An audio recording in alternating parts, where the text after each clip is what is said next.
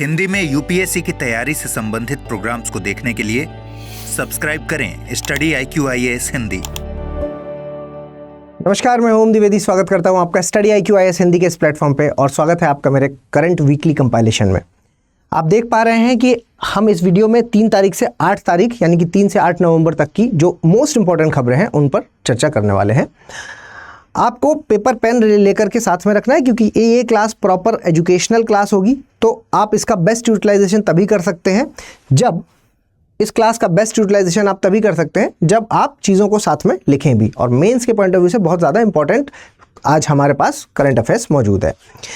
मैं आपको बता देता हूं कौन कौन से करंट अफेयर्स हैं जो आज हम डिस्कस करने वाले हैं। पॉलिटी के 3 यहाँ पर मैं आपको आर्टिकल दिखाऊंगा, है ना। एक आप ये देख लीजिए जो कि मदरसा एक्ट से संबंधित है ना, यूपी मदरसा एक्ट है जो उससे संबंधित है ये वाला। दूसरा यहाँ बेसिक स्ट्रक्चर से संबंधित है ना, कि बेसिक स्ट्रक्चर को लेकर के CGI की जो टिप्पणी है उसको लेकर के। और ये तीसरा प्राइवेट प्रॉपर्टी को लेकर के है कि भाई प्राइवेट प्रॉपर्टीज़ हैं जो निजी संपत्ति है जो उसका अधिग्रहण सरकार कर सकती है या नहीं कर सकती। ठीक है, ये तीनों ही एक्ट ऐसे हैं, ये तीनों ही जो आर्टिकल हैं ये ऐसे हैं कि अब से आगे जब भी आप पॉलिटी पढ़ेंगे स्टैटिक पोर्शन में तो ये तीनों स्टैटिक का पार्ट बन जाएंगे, है ना। तो ये स्टैटिक में क्या है, अपनी भूमिका है जो वो निभाएंगे। तो इनको बड़ा ध्यान से सुनिएगा। आज ये करंट अफेयर है लेकिन ये फ्यूचर में क्या होने वाले हैं, ये आपके स्टैटिक का पार्ट होने वाले हैं। चलिए इकोनॉमी वाले सेक्शन से देखते हैं। इकोनॉमी वाले सेक्शन से यहाँ पर एनिमल हेल्थ के बारे में बात की गई है कि भाई एनिमल हेल्थ क्या चीज़ है और इतनी इंपॉर्टेंस क्यों दी जा रही है इसको। इसके अलावा हम डिस्कस करेंगे CSR के कंट्रीब्यूशन को एग्रीकल्चर के फील्ड में, कि क्या एग्रीकल्चर में जो CSR का कंट्रीब्यूशन है वो सफिशिएंट है या वो सही से काम कर रहा है या नहीं कर रहा। इसके अलावा हम डिस्कस करेंगे एनवायरनमेंट वाले सेक्शन से एक बहुत ही इंपॉर्टेंट न्यूज़। आपको पता ही होगा कि 11 तारीख से COP29 शुरू होने वाली है जो कि UNFCCC की है। UNFCCC यानी कि क्लाइमेट चेंज वाली जो COP सालाना होती हैं उसी श्रृंखला में अब जो होने वाली है ये बहुत इंपॉर्टेंट होने वाली है क्योंकि इसको फाइनेंस COP के नाम से भी जाना जा रहा है। तो फाइनेंस से रिलेटेड क्या चीज़ें हैं, पहले पास्ट में क्या हुआ था, A to Z चर्चा हम इसमें करेंगे। इसके अलावा इंटरनेशनल रिलेशंस वाले पार्ट में आप ये देख पा रहे हैं कि न्यूज़ है कि जो नीति आयोग के CEO हैं BVR सुब्रमण्यम, ये कह रहे हैं कि भारत को RCEP और CPTPP इसको ज्वाइन कर लेना चाहिए था। हालांकि अब तो टाइम चला गया लेकिन ये कह रहे हैं कर लेना चाहिए था, भारत ने नहीं किया।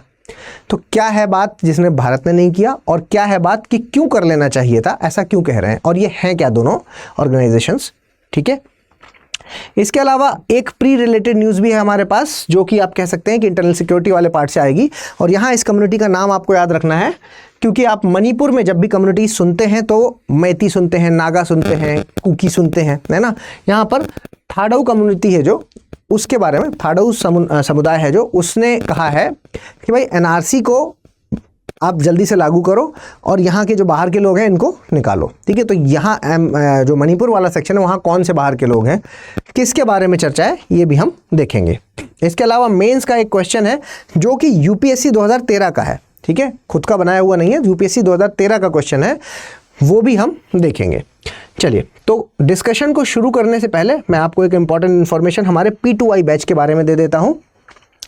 P2I बैच की शुरुआत हो रही है 11 तारीख से 11 नवंबर से शाम को 6 बजे। P2I मतलब प्री से लेकर के इंटरव्यू तक की कंप्लीट प्रिपरेशन इसमें कराई जाएगी, पूरा फाउंडेशन इसमें कराया जाएगा। SIP के तहत आपकी प्री को टारगेट किया जाएगा। जो आपका मेंस वाला जो हमारा मॉड्यूल है SIM जिसको बोलते हैं सक्सेस इन मेंस, इस मॉड्यूल के तहत मेंस की आंसर राइटिंग पर फोकस किया जाएगा। और जो हमारा IGP है उसके तहत हम इंटरव्यू वाले पोर्शन पर भी फोकस करेंगे। तो मतलब कंप्लीटली आपको इसमें सारी सुविधाएं मिल जाएंगी। मेंटोरशिप की सुविधा भी दे दी गई है, टेस्ट सीरीज़ भी इसमें शामिल कर दी गई हैं और बाकी जो भी आपको रिक्वायरमेंट होती है एक स्टूडेंट को तैयारी के दौरान वो सारी चीज़ें इसमें शामिल हैं। आपको बुक्स जो 18 किताबों का सेट है वो भी इसमें साथ में मिल जाएगा। तो ये उन बच्चों के लिए है जो भाई 2026 के लिए प्रिपरेशन कर रहे हैं और जो 26 के लिए प्रिपरेशन कर रहे हैं वो 28,999 में इसको ज्वाइन कर सकते हैं। ओम लाइव कोड का आपको इस्तेमाल करना होगा वरना ये कॉस्ट आपको ज़्यादा पड़ेगी। इसके अलावा अगर आप मान लीजिए कि 27 के लिए 2027 के लिए प्रयासरत हैं तो लॉन्ग टर्म बैच हमारा ज्वाइन कर सकते हैं। फीचर्स वो सारे सेम हैं, बस समय आपको थोड़ा ज़्यादा मिलेगा, थोड़ा प्रिपरेशन और ज़्यादा विस्तृत तरीके से कराई जाएगी। और करंट अफेयर्स और आपका CSET ये दोनों ही जो बैचेज़ हैं उन सब में चीज़ें शामिल हैं। ठीक है, इसकी फ़ीस है जो वो 35,999 है और ये भी 11 नवंबर से शुरू हो रहा है शाम को 6 बजे से। ठीक है, तो 35,999 में अगर आपको चाहिए तो ओम लाइव कोड का इस्तेमाल कर लीजिए और 11 से शुरू हो रहा है तो ज़्यादा समय अब आपके पास है नहीं, तो फटाफट इसमें एडमिशन ले लीजिए और हमारे साथ जुड़ जाइए। एक बहुत ही विस्तृत टीम के साथ आपको जुड़ने का मौका मिलेगा। कंप्लीट तरीके से अच्छे से आपकी प्रिपरेशन है जो वो करा दी जाती है यहाँ पर और आपको इस लेवल में पहुँचा दिया जाता है ताकि आप आगे अपनी जब आप एग्ज़ाम दें तो फिर उसमें आप सफलता पा सकें।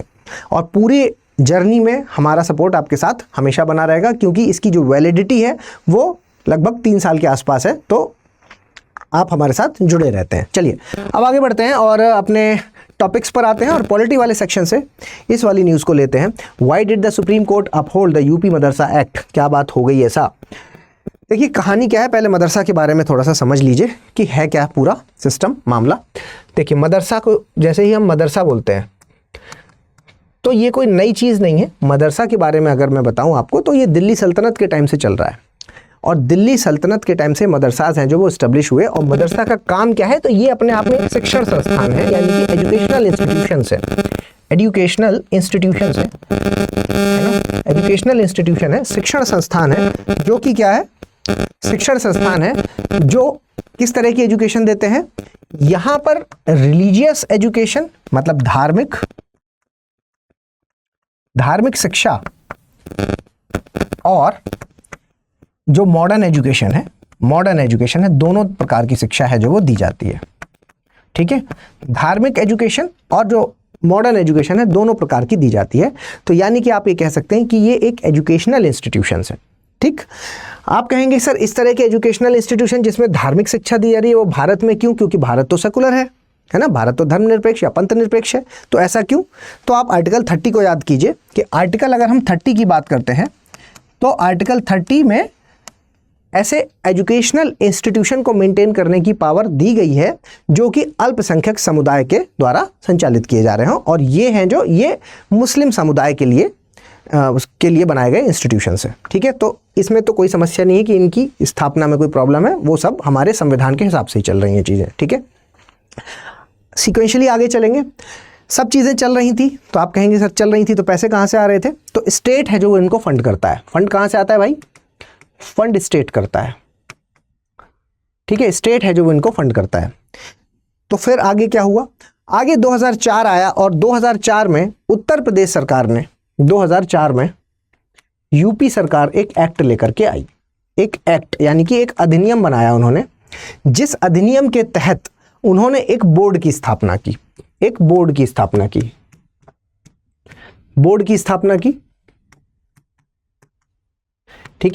की स्थापना की और इनको ये कार्य सौंप दिया कि मदरसा है जो मदरसा, इन मदरसा का जो भी पाठ्यक्रम होगा, है ना, जो भी पाठ्यक्रम होगा वो पाठ्यक्रम जो टीचर है ना, जो पाठ्यक्रम होगा, जो टीचर हैं, जो एग्ज़ाम है, ये सारी चीज़ें हैं जो वो इन्हीं को मैनेज करनी है।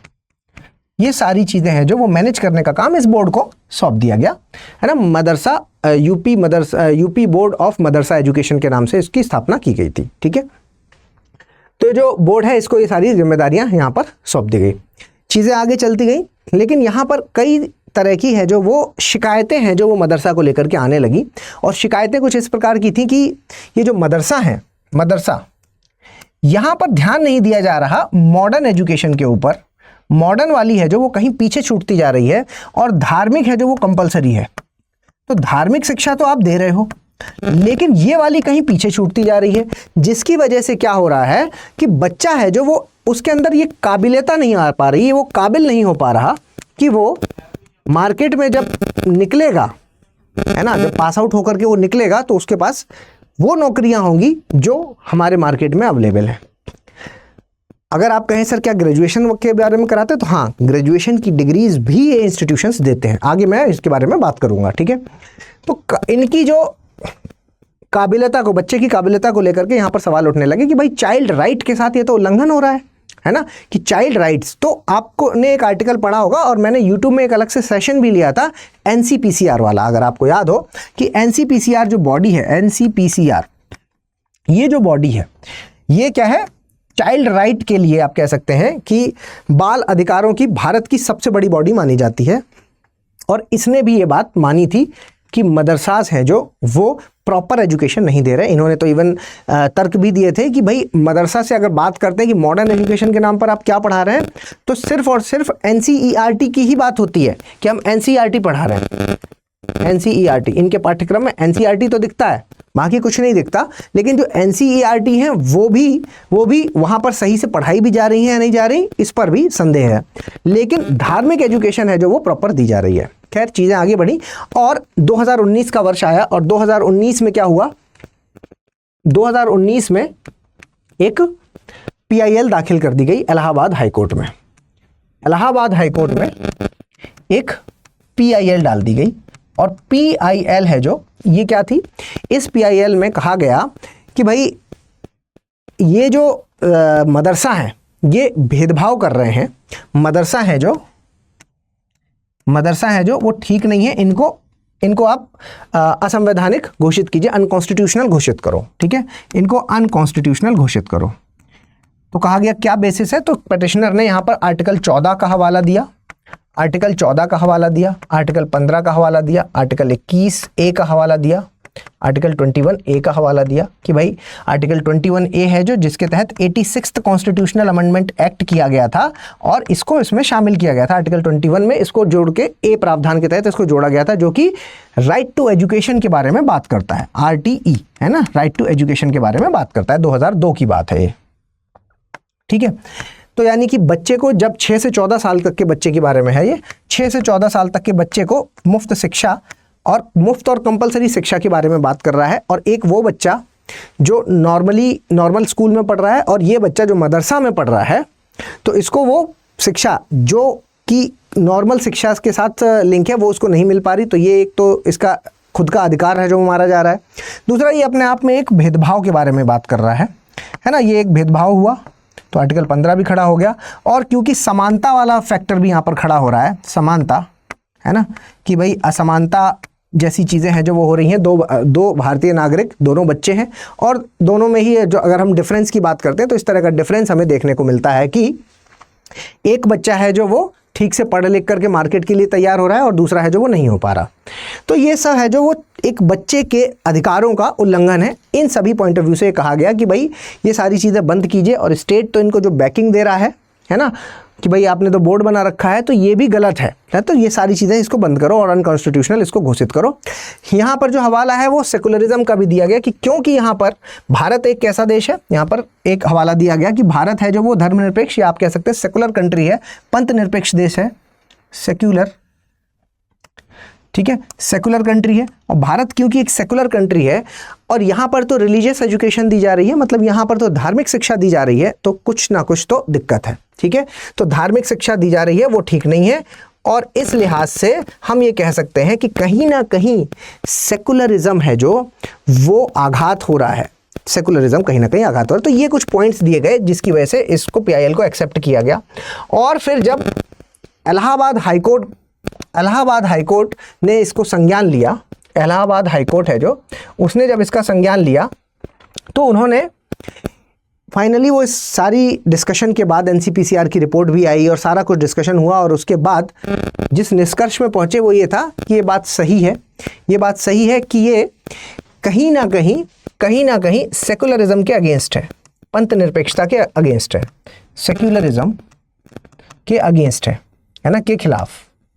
और क्योंकि ये इसके खिलाफ है, और सेकुलरिज्म क्या है, सेकुलरिज्म हमारे बेसिक स्ट्रक्चर का पार्ट है, बेसिक स्ट्रक्चर का पार्ट है ना, सेकुलरिज्म है जो वो हमारे बेसिक स्ट्रक्चर का पार्ट है। आपका जो मौलिक सिद्धांत है उनका ये पार्ट है, और क्योंकि डॉक्ट्रिन ऑफ बेसिक स्ट्रक्चर का ये पार्ट है, और कोई भी ऐसा कानून या कोई भी ऐसी चीज जो बेसिक स्ट्रक्चर का उल्लंघन करता है उसको असंवैधानिक घोषित करने की पावर केशवानंद भारती वाले केस में दे दी गई है। ठीक है, तो इस लिहाज से इस बेस को बनाया, बेस ये कोर्ट ने ये वाला बेस बनाया, और इस बेस को मानते हुए कि भाई बेसिक स्ट्रक्चर का उल्लंघन हो रहा है यहां पर, तो क्योंकि बेसिक स्ट्रक्चर का उल्लंघन हो रहा है तो इसको हम खारिज करते हैं, और इसको खारिज कर दिया। ठीक है, तो खारिज कर दिया मतलब कि ये जो यूपी बोर्ड, ये जो एक्ट बनाया था यूपी सरकार ने, इसको भी खारिज कर दिया गया। ठीक है, अब बात आती है आगे कि भाई ये जो एक्ट बनाया है इसको आपने खारिज कर दिया, अब आगे क्या होगा। अब मैं आगे की कहानी बताने से पहले कि सुप्रीम कोर्ट का फिर क्या व्यू आया, सुप्रीम कोर्ट ने क्यों पलट दिया, क्या कहा उन्होंने, उससे पहले मैं आपको यहाँ पर ये वाली न्यूज़ पर लेके चलता हूँ, है ना, क्योंकि दोनों न्यूज़ है जो आपस में लिंक है। तो इसलिए ये वाली न्यूज़ बेसिक स्ट्रक्चर के बारे में ही है, आप देख पा रहे हैं, और बेसिक स्ट्रक्चर के बारे में जब आप इस न्यूज़ को समझेंगे तो पीछे फिर हम वापस चलेंगे उसी कहानी में। ठीक है, तो समझिए, अगर मैं इस न्यूज़ के बारे में आपको बताऊं तो यहां पर जो हमारे सीजेआई है, इन्होंने संज्ञान लिया और ये बेसिक स्ट्रक्चर के बारे में कहते हैं। बेसिक स्ट्रक्चर के बारे में इन्होंने एक बात कही कि देखिए, बेसिक स्ट्रक्चर एक ऐसी चीज है जो अनडिफाइंड कॉन्सेप्ट पर बना हुआ है। क्या बोला इन्होंने? अनडिफाइंड कॉन्सेप्ट पर बना हुआ है, गैर परिभाषित जो सिद्धांत है या कॉन्सेप्ट है ना, गैर परिभाषित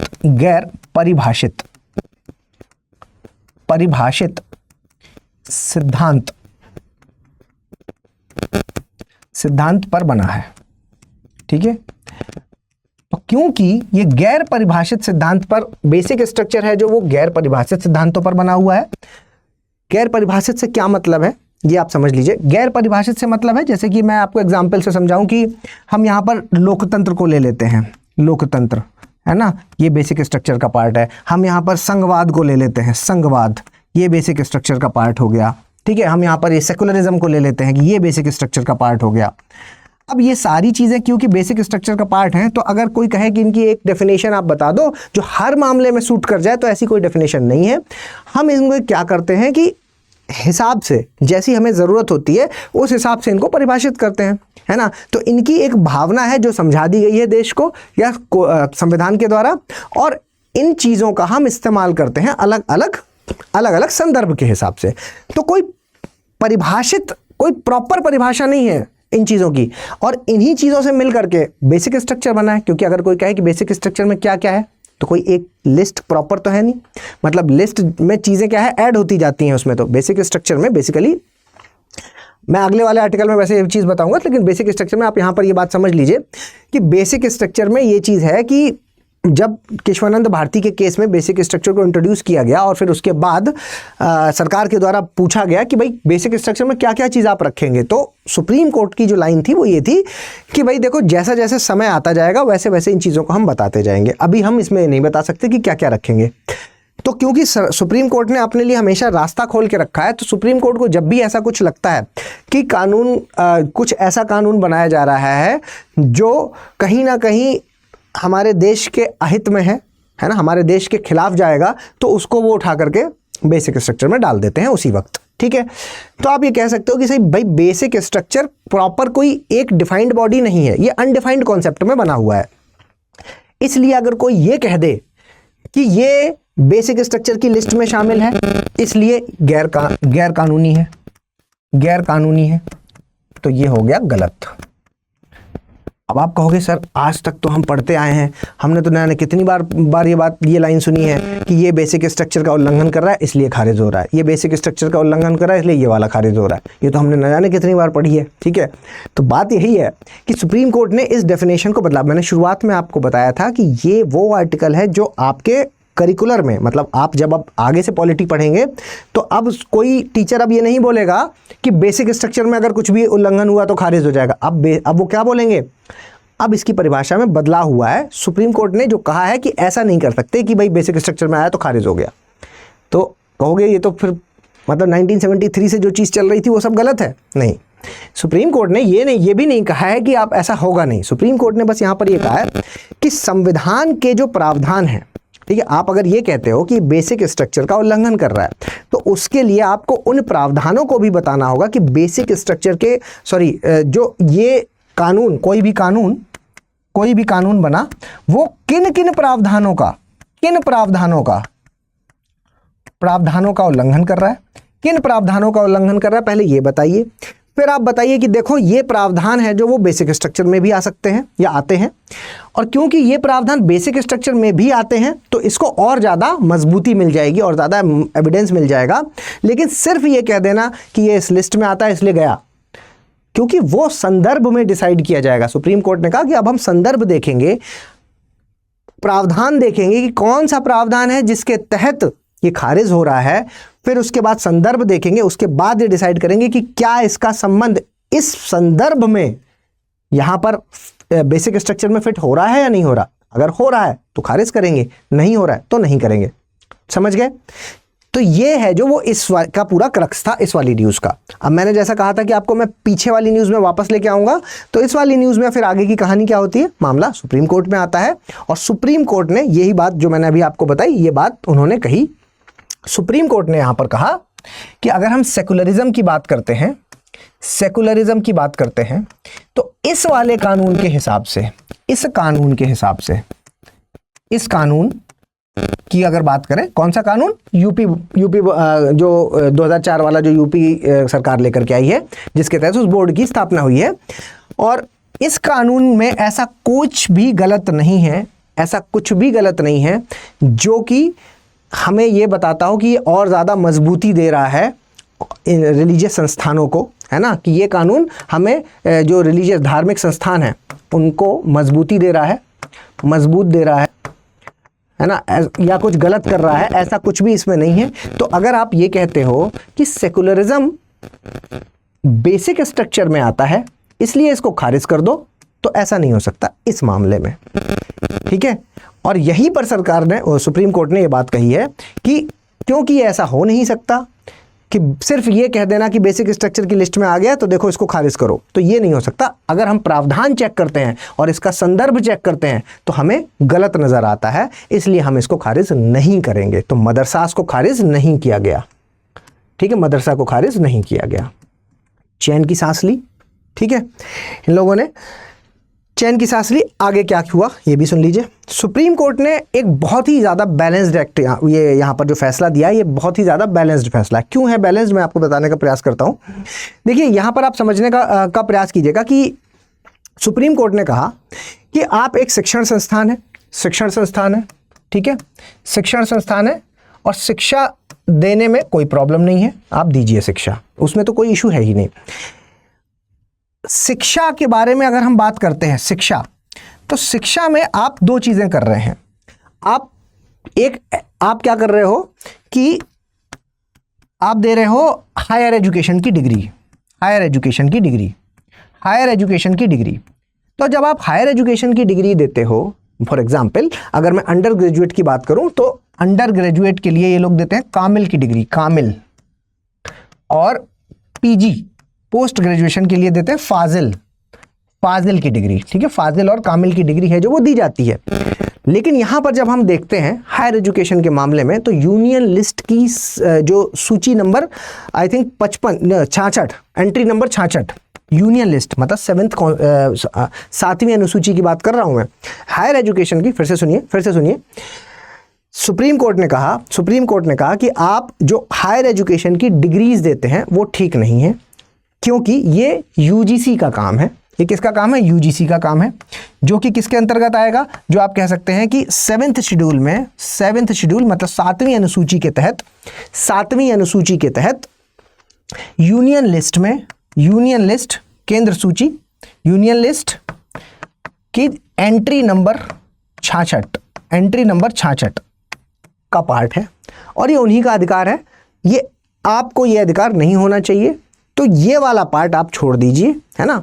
मतलब एक बहुत ही बैलेंस्ड एक्ट है कि क्या है कि सुप्रीम कोर्ट ने यहाँ पर माइनॉरिटी इंस्टीट्यूशनल एजुकेशनल इंस्टीट्यूट को भी बचा लिया, सुप्रीम कोर्ट ने यहाँ पर वो वाला पार्ट जिससे कि एजुकेशन अंडरमाइन हो रही थी, जिससे कि शिक्षण संस्थान को है जो वो बराबरी नहीं मिल पा रही थी, उसको भी बचा लिया ये कह करके कि देखो ये यूनियन लिस्ट का पार्ट है और आप अंडर ग्रेजुएट वाली जो ग्रेजुएशन की डिग्री दे रहे हो वो ठीक नहीं है, तो ये यूजीसी के पास रहने दीजिए। तो ये वाला अधिकार इनके पास से गया, ठीक है, ये वाला अधिकार इनके पास से गया।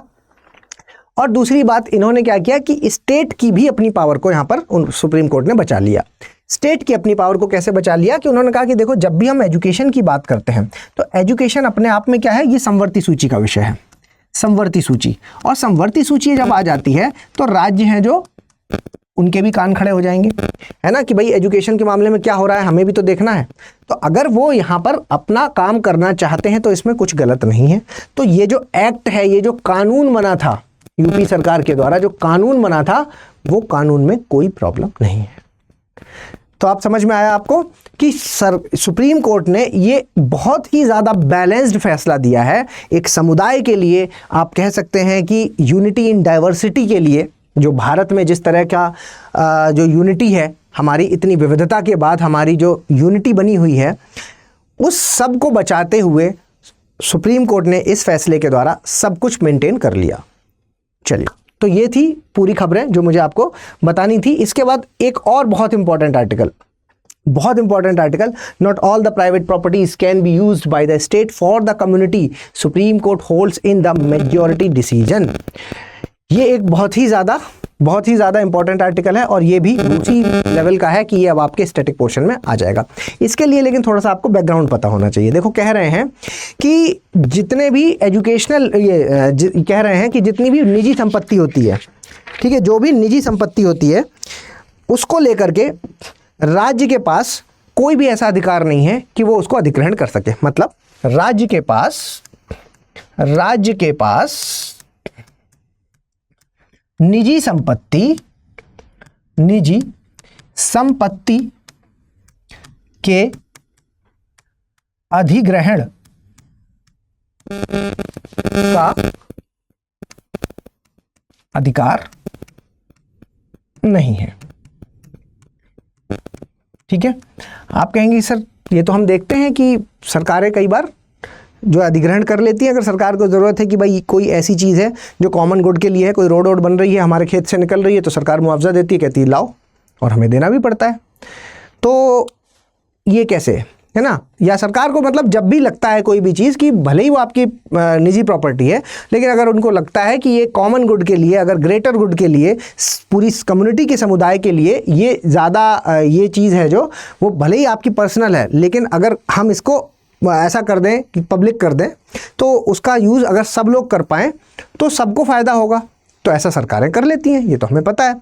आप कह रहे हैं कि राज्य के पास निजी संपत्ति के अधिग्रहण का अब कोई अधिकार नहीं है। ऐसा मैं नहीं कह रहा, ऐसा सुप्रीम कोर्ट कह रहा है। ठीक है, तो क्या है पूरी कहानी, इसके लिए आपको पहले 3 आर्टिकल समझने पड़ेंगे और ये तीनों आर्टिकल आपको याद रखने पड़ेंगे। यहाँ पर हम चर्चा करेंगे आर्टिकल नंबर 39B के बारे में, यहाँ पर हम चर्चा करेंगे आर्टिकल नंबर 39C के बारे में, और एक आर्टिकल है आर्टिकल 31C के बारे में। ये 3 आर्टिकल हैं, इनको आपको समझना होगा, और जब आप इनको समझ जाएंगे तो फिर आपके सामने पूरी कहानी है जो वो क्लियर हो जाएगी। देखिए 39B है जो वो क्या कहता है, 39B है जो वो कहता है कि सभी प्रॉपर्टी को समुदाय का संसाधन, ये है जो सभी प्रॉपर्टी को समुदाय का संसाधन मानता है ना। सभी प्रॉपर्टी मतलब देश की जो भी प्रॉपर्टी है, किसी की भी हो, पब्लिक हो प्राइवेट हो, किसी की भी हो, वो क्या है कि एक समुदाय का संसाधन मानता है, किसी एक की पर्सनल नहीं मानता। सभी प्रॉपर्टी को समुदाय का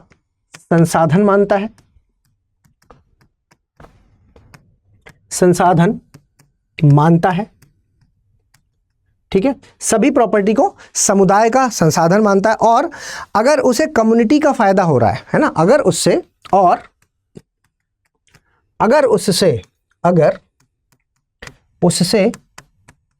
समुदाय का फायदा हो रहा है, समुदाय का फायदा है,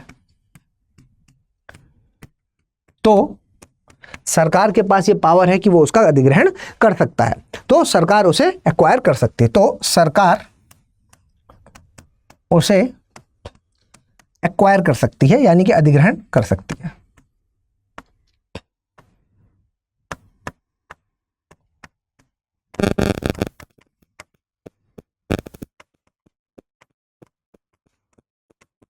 ठीक है, सरकार उसका अधिग्रहण कर सकती है अगर उनको लगता है कि भाई ये प्रॉपर्टी है जो ये कम्युनिटी के लिए ठीक है, तो उसको एक्वायर कर सकती है। एक चीज़ पहले आप सुन लीजिए, फिर उसके बाद हम डिटेल पे चलेंगे। दूसरा आप इसको भी सुन लीजिए कि ये है एक आर्टिकल 39C। ये क्या कह रहा है? आर्टिकल 39C कह रहा है कि संपत्ति या मीन्स ऑफ प्रोडक्शन, मतलब कोई भी उत्पादन का साधन, ठीक है, संपत्ति या उत्पादन का साधन, मीन्स ऑफ प्रोडक्शन, उत्पादन का साधन, इन चीज़ों का कॉन्सेंट्रेशन नहीं हो सकता। इन चीज़ों का क्या नहीं हो सकता? कॉन्सेंट्रेशन नहीं हो सकता। मतलब कहने का इनको केंद्रित नहीं किया जा सकता। इन चीज़ों को केंद्रित नहीं किया जा सकता, केंद्रित नहीं कर सकते। ठीक है, तो ये दोनों पॉइंट आपको समझ में आए? नहीं समझ में आए होंगे, मैं आपको फिर से समझाता हूँ। देखिए क्या है कहने का मतलब है, ये बात कर रहा है यूटिलिटेरियन अप्रोच पर, ये बात कर रहा है यूटिलिटेरियन अप्रोच पर। यूटिलिटेरियन अप्रोच क्या होता है कि जो सबका फायदा देखता है। आर्टिकल 39B है जो वो सबके फायदे की बात कर रहा है। तो अगर मैं एक शब्द में लिख दूं तो ये है utilitarian approach. Utilitarian approach, utilitarian approach मतलब सार्वभौमिक बात ये कर रहा है, सबके बारे में सोच रहा है कि अगर सबका फायदा हो रहा है तो ये जो कोई संपत्ति है तो वो किसी एक की नहीं हो सकती। अगर किसी उस संपत्ति से सबका फायदा है तो उसको, उस संपत्ति को वो कैसा देखता है? वो देखता है कम्युनिटी के पॉइंट ऑफ व्यू से, कम्युनिटी के पॉइंट ऑफ व्यू से। दूसरा सुनिए, दूसरा ये कह रहा है कि ऐसा नहीं हो सकता। दूसरा ये कह रहा है कि भाई संपत्ति या मीन्स ऑफ प्रोडक्शन का आप कॉन्सेंट्रेशन नहीं कर सकते। मतलब किसी एक के पास ऐसा ना हो कि एक आदमी है जो उसने क्या है कि ये ज़मीन सारी ठाकुर साहब की है, अब जो भी आएगा तो यहाँ पर काम करेगा उनके अंडर में, ठाकुर साहब बैठेंगे चौपाल पे। तो ये वाला काम नहीं हो सकता कि वो एक व्यक्ति है जो वो रहेगा मतलब अमीर होता जाएगा और दूसरे हैं जो वो गरीब होते जाएंगे। तो यानी कि ये असमानता के खिलाफ बात कर रहा है ना। तो अगर एक बात में कहें तो ये इनइक्वालिटी पर फोकस कर रहा है। इनइक्वालिटी यानी असमानता पर फोकस कर रहा है, असमानता पर फोकस, असमानता पर फोकस कर रहा है। और ये यूटिलिटेरियन अप्रोच के बारे में बात कर रहा है, यूटिलिटेरियन अप्रोच के बारे में बात कर रहा है, समझिएगा। तो ये जो यूटिलिटेरियन अप्रोच है और असमानता पर फोकस है, इन दोनों में ये बातें क्यों कर रहा है ये समझिए। क्योंकि मैं जो बात कर रहा हूं ये 39 की बात कर रहा हूं।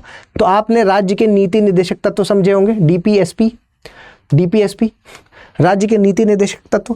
राज्य के नीति निर्देशक तत्व जो होते हैं ये क्या है कि हमारा देश कैसा चलेगा, है ना। आर्टिकल 36 से लेकर के 51 तक की अगर बात करें, 36 से 51 तक की अगर बात करें तो हमारा देश कैसा चलना चाहिए, राम राज्य को स्थापित करने के लिए सरकार को क्या क्या कदम उठाने हैं, ये सारी चीज़ें हैं जो ये डीपीएसपीज हमें बताते हैं।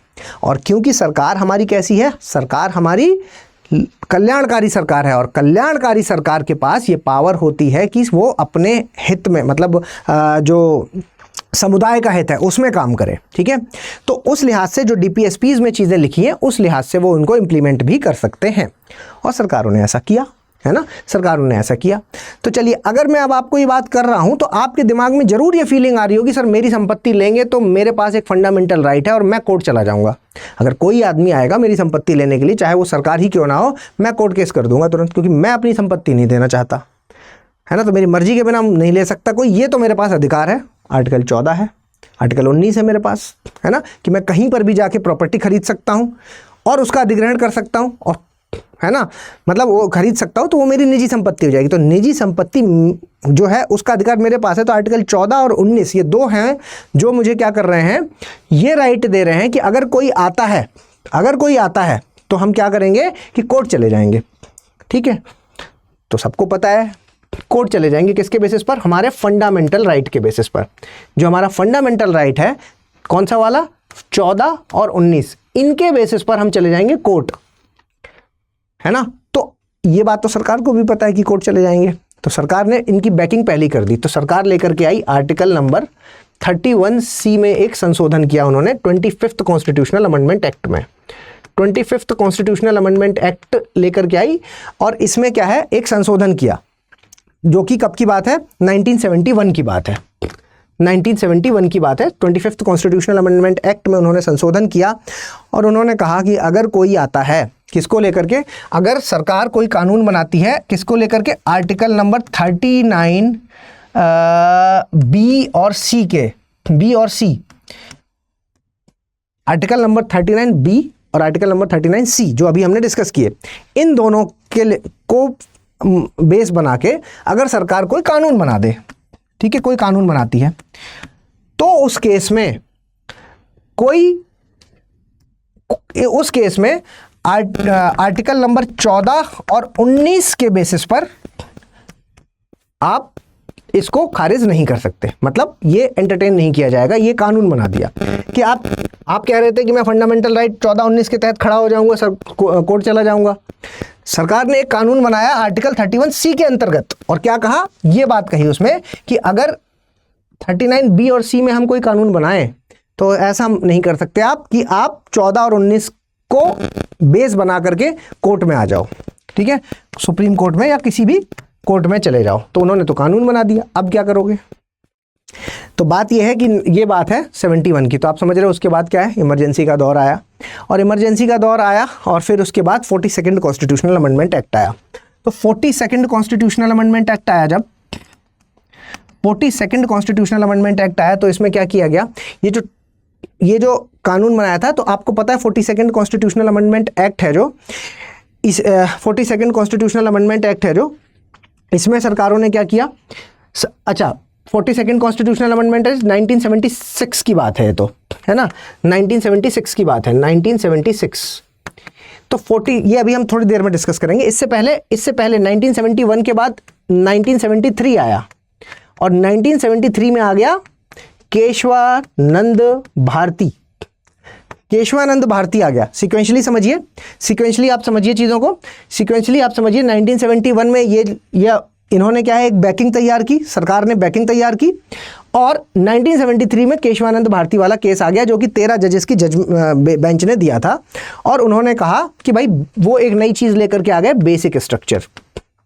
बेसिक स्ट्रक्चर की अगर कोई भी ऐसी चीज़ जो बेसिक स्ट्रक्चर का उल्लंघन करती है, अभी तक तो यही था, डेफिनेशन तो आज बदली है ना, मतलब अभी जब मैं आपको पढ़ा रहा हूँ उससे 1-2 दिन पुरानी ही न्यूज़ है ये, है ना, मतलब आप कह सकते हैं कि 2 दिन पुरानी न्यूज़ है, तो 2 दिन बाद अब डेफिनेशन को बदला है सुप्रीम कोर्ट ने, वरना पहले तो यही था कि भाई केशवानंद भारती केस ये कहता है कि इसमें बेसिक स्ट्रक्चर की चीज़ लेकर के आए कि अगर कोई भी चीज़ बेसिक स्ट्रक्चर का पार्ट है और अगर उसका उल्लंघन हो रहा है तो उसको नल एंड वॉइड कर दिया जाएगा, मतलब उसको खारिज कर दिया जाएगा, ठीक है। तो यहाँ पर ये बात लेके आए कि इसको खारिज कर देंगे, तो यहाँ तो बेसिक स्ट्रक्चर में फंडामेंटल राइट को डाल ही रखा है, तो सीधे सीधे वापस से वही बात हो गई कि यार फिर तो मज़ा आ गया कि फंडामेंटल राइट हमारा फिर से जग गया। अब तो कुछ नहीं हो सकता क्योंकि सुप्रीम कोर्ट ने बेसिक स्ट्रक्चर की बैकिंग दे दी हमको। इधर इन्होंने क्या किया, 42nd कॉन्स्टिट्यूशनल अमेंडमेंट एक्ट 1976 में लेकर के आ गए। ये 73 की बात है, अब ये 76 की बात है। 75 में इमरजेंसी के बाद जब 42nd कॉन्स्टिट्यूशनल अमेंडमेंट एक्ट आया तो उन्होंने कह दिया कि पहले तो हम सिर्फ इसकी बात कर रहे थे 39B और C की, अब हम बात कर रहे हैं पूरे DPSP की। हम DPSP में कोई कानून बनाए, तो उस केस में ऐसा नहीं कर सकते कि आप सिर्फ 14-19 नहीं, फंडामेंटल राइट को बेस बना करके कोर्ट में आ जाओ। हम DPSP के हिसाब से अगर बना रहे हैं तो यानी कि DPSP तो हमारे गाइडिंग प्रिंसिपल है, DPSP तो वो है जो हमें गाइड करती है। तो अगर हम DPSP के लिए कुछ बना रहे हैं तो आप ये नहीं कर सकते कि फंडामेंटल राइट के तहत ले आओ। तो मतलब इन्होंने तो और मजबूत कर दिया, है ना, इसको और ज़्यादा मजबूत कर दिया अपना जो पुराना वाला था। पहले तो सिर्फ 2 ही आर्टिकल के बारे में बात कर रहे थे, यहाँ पर भी और यहाँ पर भी, अब ये कह रहे हैं पूरा DPSP, पूरा फंडामेंटल राइट, ठीक है। तो ये वाली बात जैसे ही सामने आती है तो फिर उसके बाद वापस से आप कह सकते हैं कि 1980 में मिनर्वा मिल्स केस आता है। जब 1980 में जब मिनर्वा मिल्स केस आता है, मिनर्वा मिल्स, ठीक है, मिनर्वा मिल्स केस जब आएगा तो इस मिनर्वा मिल्स केस में सुप्रीम कोर्ट ने कहा कि ऐसा नहीं है।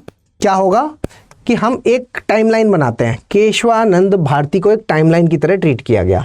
उन्होंने कहा कि इसको एक टाइमलाइन बनाओ और इससे पहले और इसके बाद। तो ये वाली जो बात आप कह रहे हो कि पहले केशवानंद भारती से पहले जो चीज़ें चल रही थी वही चलेंगी, पहले वाली चीज़ें लागू हो सकती हैं, वाली चीज़ें लागू रहेंगी, बाद वाली खारिज हो जाएंगी। ठीक है, बाद वाली खारिज, बाद वाली खारिज। इन्होंने कहा ये वाली खारिज। तो मतलब कहने का कि यहां पर इन्होंने वापस से वही वाला कर दिया कि आर्टिकल 39 बी और सी में अगर आपने कुछ बनाया तो आर्टिकल 14 और 19 को बेस बना करके आप कोर्ट में नहीं जा सकते। लेकिन साथ में इन्होंने एक और चीज़ ऐड की। इन्होंने कहा पहले वाली चीज़ें लागू रहेंगी, मतलब ये वाली लागू रहेंगी। एक और चीज़ इन्होंने लागू की, अगर बेसिक स्ट्रक्चर का उल्लंघन हुआ तब तो खारिज करेंगे ही करेंगे।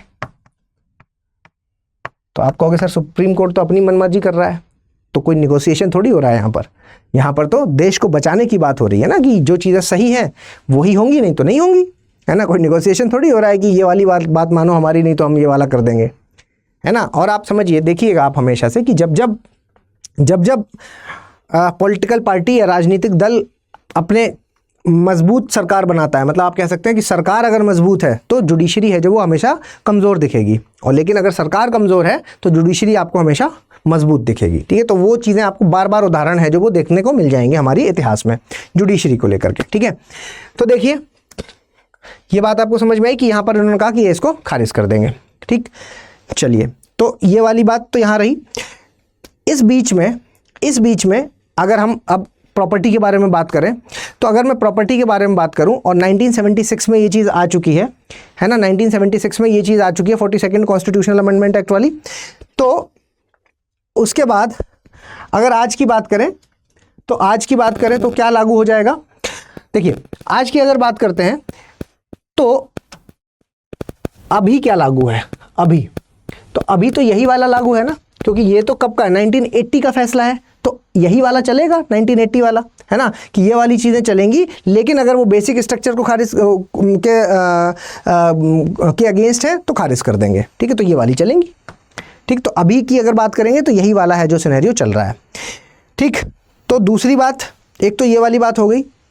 इसके अलावा एक चीज़ और जो आपको याद रखनी है वो ये है कि यहाँ पर एक फ़ैसला आया है 1977 में, आई थिंक वो फैसला आया था, है ना। हाँ, चलिए, तो एक फैसला आया था, तो बाकी आपको समझ में आया कि भाई अभी तक की हम जो बात कर रहे हैं कि अभी है जो वो क्या लागू है। तो अभी है जो एक तो यही वाली चीज़ लागू है कि भाई 39 बी और सी में अगर कोई चीज़ बनाते हैं तो 14-19 को लेकर के मत खड़े हो जाना। और सुप्रीम कोर्ट कह रहा है कि अगर कोई आता है और वो कहता है कि बेसिक स्ट्रक्चर का उल्लंघन हुआ है, मतलब हमें अगर ये लगता है कि बेसिक स्ट्रक्चर का उल्लंघन हुआ है तो हम खारिज कर देंगे। ठीक है, तो 1977 में क्या हुआ कि एक फैसला आया था, 1977 में एक फैसला आया था, है ना। ये Karnataka high court, state of Karnataka versus Shri Ranganath Reddy versus state of Karnataka का फैसला था 1977 में। और इसमें यह बात प्रूफ हो गई थी कि कोई भी, ये फैसला है जो वो 7 जज की बेंच ने दिया था और 4-3 के जजमेंट से दिया था। ध्यान दीजिएगा, यहाँ पे अगली कहानी है जो वो शुरू होने वाली है, 4-3 के जजमेंट से दिया था। 7 जजेस की बेंच ने 4-3 के जजमेंट से ये फैसला दिया और उन्होंने कहा कि कोई भी निजी संपत्ति का अधिग्रहण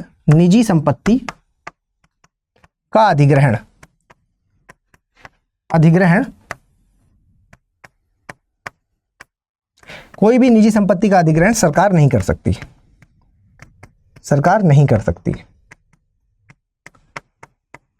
ठीक है, उन्होंने कहा कि कोई भी निजी संपत्ति का अधिग्रहण सरकार नहीं कर सकती। ठीक है, तो अब क्योंकि सरकार निजी संपत्ति का अधिग्रहण कर नहीं सकती तो ये बात यहाँ पर प्रूफ हो गई। तो आप कहेंगे सर ये तो अभी आपने बताया कि अभी सुप्रीम कोर्ट ने कहा है, तो ये तो 1977 में ही कह दिया था, तो अभी क्यों पढ़ रहे हैं हम इसको। अभी बेटा हम इसलिए पढ़ रहे हैं क्योंकि मैंने यहाँ पर बताया कि 4-3 से फैसला हुआ था, और 4-3 से जो फैसला हुआ था उसमें से एक बहुत इंपॉर्टेंट जजमेंट था जस्टिस कृष्णा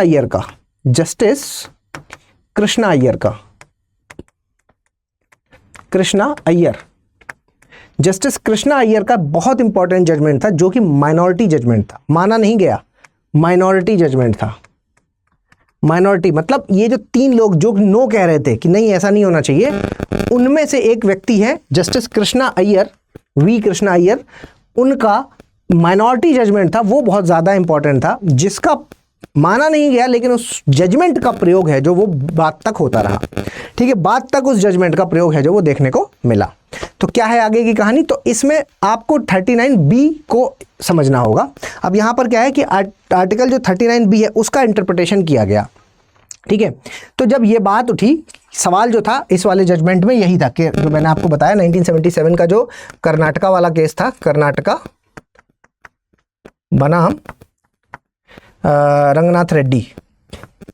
ठीक है, रंगनाथ रेड्डी, याद नहीं करना है, ये याद नहीं करना है आपको, ये याद नहीं करना है, बस आप 1977 का एक फैसला लिख सकते हैं। ठीक है, इसके बाद आप ये कह सकते हैं कि भाई इसमें है ना, जो सवाल था वो यही था कि क्या 39B है जो इसका इंटरप्रिटेशन के बारे में पूछा गया था कि क्या अगर कोई चीज़ ग्रेटर गुड की अगर हम बात करते हैं, ठीक है, तो क्या सरकार किसी भी तरह से अगर उन्हें ये लगता है कि हाँ ये जो रिसोर्स है ये समुदाय के लिए ज़रूरी है ना, ये समुदाय का रिसोर्स है, तो क्या उसका अधिग्रहण कर सकती है?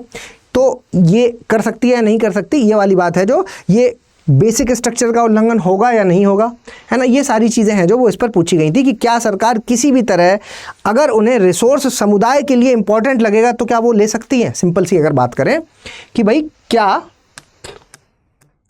सरकार रिसोर्स को ले सकती है अगर उनको कम्युनिटी के लिए इंपॉर्टेंट लगता है, तो अगर समुदाय के लिए जरूरी लगता है, तो जरूरी लगता है तो ले सकती है क्या, ये सवाल था। और इसमें मैंने आपको बताया कि 4-3 से फैसला हो गया कि नहीं ले सकते, है ना, यही क्वेश्चन था और इस पे फैसला हो गया 4 से कि नहीं ले सकते। ठीक है, लेकिन जो 3 में से एक व्यक्ति थे जिनका नाम है कृष्णा अय्यर, उन्होंने जो कहा वो इंपॉर्टेंट है। उन्होंने कहा कि ले सकते हैं, उन्होंने कहा ले सकते हैं। ठीक है, उन्होंने कहा ले सकते हैं और उसके लिए उन्होंने क्या कहा, उन्होंने जो तर्क दिया, ठीक है, कृष्णा अय्यर का जो माइनॉरिटी जजमेंट था, उन्होंने जो तर्क दिया वो काफ़ी ज़्यादा इंपॉर्टेंट हो जाता है, क्योंकि उन्होंने जो बात की वो की, उन्होंने इक्विटेबल डिस्ट्रीब्यूशन के बारे में बात की उन्होंने कि भाई इक्विटेबल डिस्ट्रीब्यूशन के लिए ये बहुत ज़्यादा ज़रूरी है, क्योंकि देखो प्राइवेट है ज़रूर कोई चीज़ प्राइवेट, ठीक है ज़रूर कोई चीज़ प्राइवेट, लेकिन अगर हम आर्थिक न्याय की बात करते हैं, ठीक है, आर्थिक न्याय की बात करते हैं, आर्थिक न्याय की अगर हम बात करते हैं, अगर हम कोई चीज़ प्राइवेट है, किसी की पर्सनल संपत्ति है, लेकिन हम अगर आर्थिक न्याय की बात करते हैं और वो अगर समुदाय के लिए ज़रूरी है तो उसको ले लेना चाहिए, ताकि सबके बीच में समानता बनी रहे, ठीक है। तो आप ये कह सकते हैं कि जस्टिस कृष्णा अय्यर हैं जो, ये कैसे व्यक्ति हैं, ये एक मानवतावादी व्यक्ति हैं जिन्होंने ये जजमेंट दिया। ध्यान दीजिएगा इस बात पर, ये एक मानवतावादी, ठीक है। और इनका ये जो जजमेंट था कि भाई आर्थिक न्याय के लिए सही है अगर कोई प्राइवेट प्रॉपर्टी का अधिग्रहण सरकार को करना पड़े ताकि सबके बीच में समानता मेंटेन हो रही है तो कर लेना चाहिए। ये जजमेंट था कृष्णा अय्यर का, जिसके बारे में चर्चा है। और आगे की कहानी सुनिए।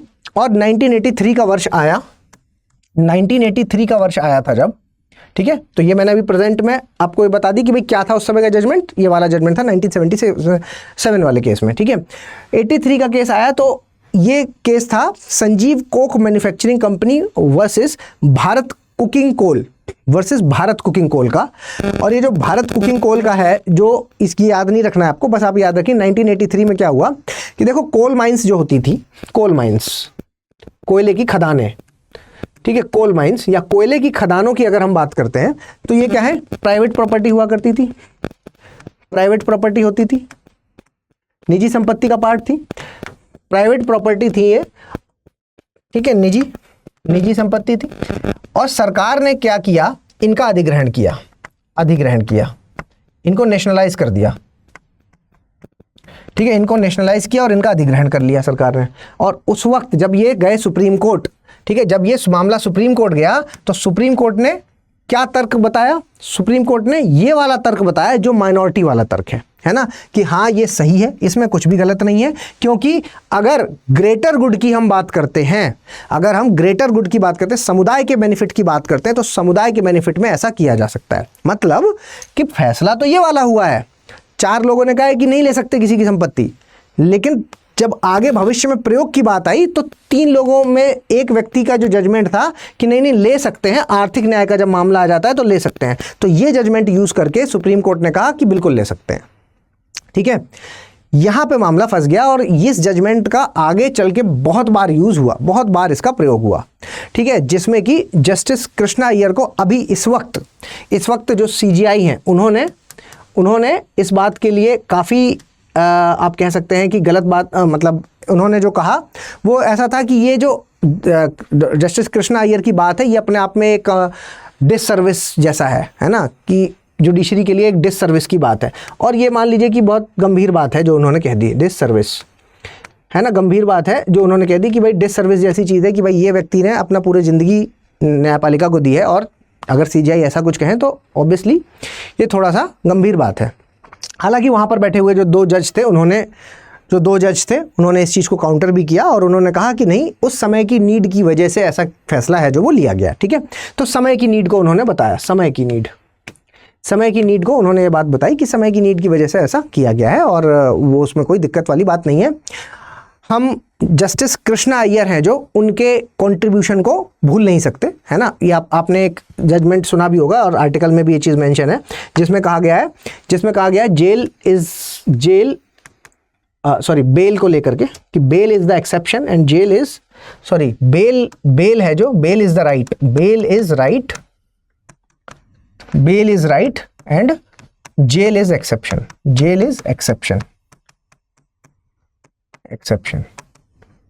है ना। ये वाली जो बात है ये किसने कही है? Bail is the exception, bail is the right and jail is the exception. समझ गए? तो ये है जो, ये एक मानवतावादी व्यक्ति ही कह सकता है, मानवतावादी।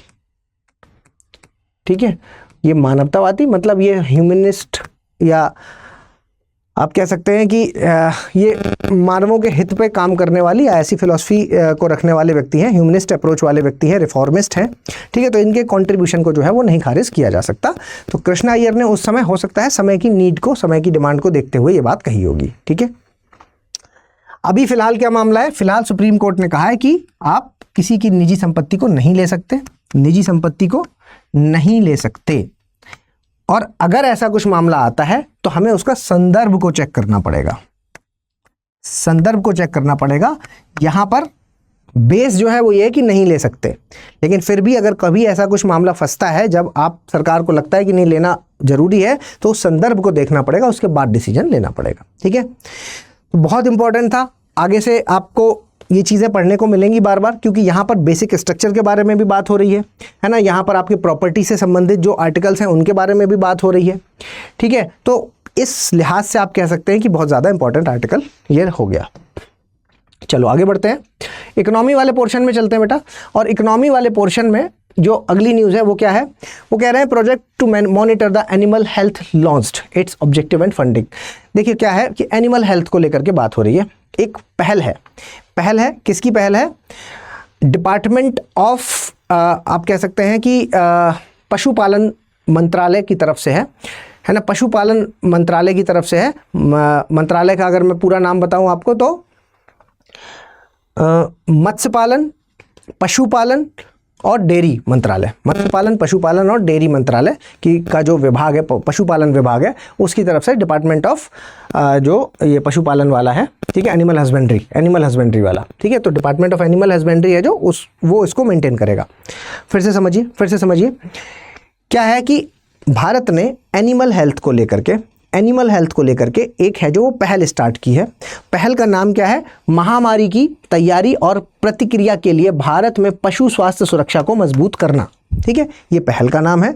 और ये है जो वो भारत की तरफ से कौन सी बॉडी है जो इस पर देखरेख करेगी? तो आप कह सकते हैं कि मत्स्य पालन, पशुपालन और डेयरी मंत्रालय इस पर करेगा, जिसमें कि डिपार्टमेंट ऑफ एनिमल हस्बेंड्री यानी कि पशुपालन विभाग है जो वो इस पर काम करेगा। ठीक, इतनी बातें क्लियर हुई।